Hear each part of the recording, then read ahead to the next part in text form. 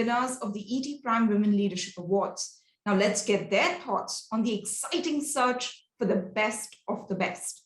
Karthik Reddy, co-founder and managing partner at Blume Ventures, joins us. Mr. Reddy, thank you very much for your time today. Thanks for having me.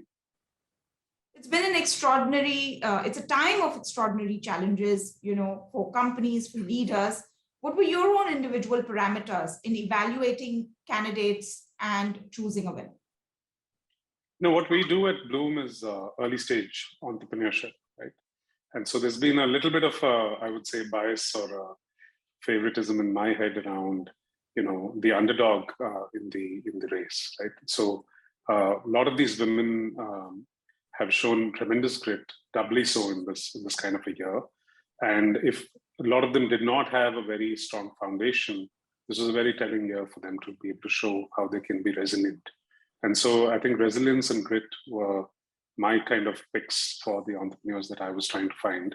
Even if they were in roles that seem like jobs, it takes a certain sense of leadership to stand out from the crowd. That's what I was looking for.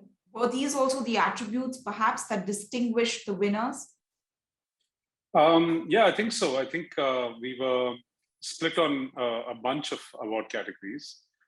Some were kind of unanimous almost in terms of, and if you look at the strong thread, I think these were, if not all, at least two of the characteristics that define most of the winners this year.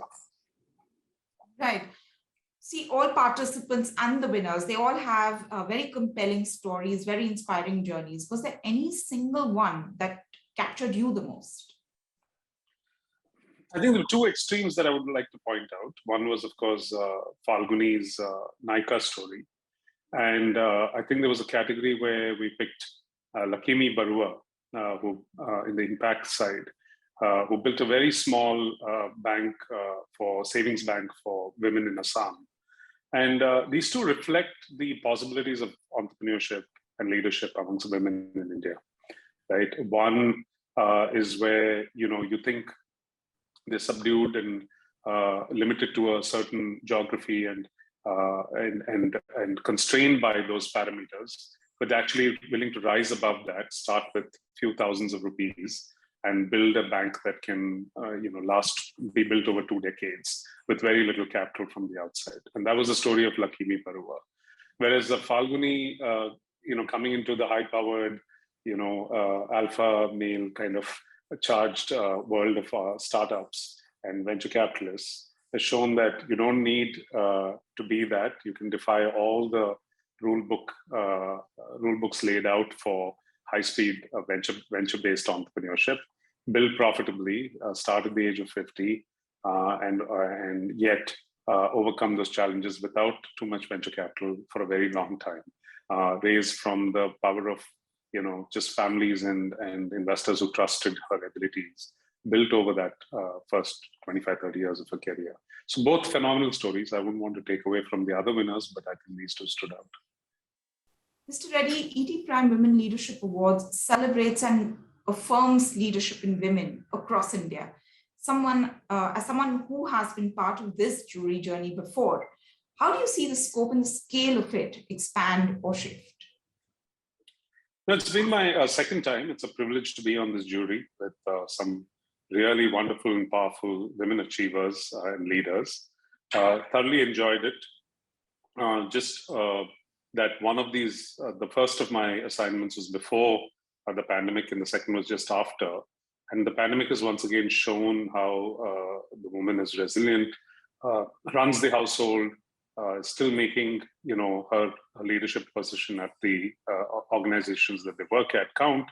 And we'd love to see a little bit more depth in celebrating them even more than what we did in these last two editions. What I mean by that is probably have even more nominees in the finalist list.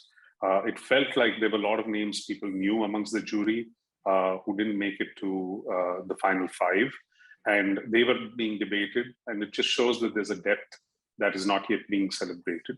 And so we decided that we will probably have a pre-finalist, a finalist, have the candidates the finalists actually have a way to showcase their achievements a little more than just sourcing this from, research. I mean, the research is great, but would love to see these women be proud of their own achievements and their careers and showcase that more to the jury. We see this in some of the other award categories that ET does. Would love to see it in the women's leadership section as well.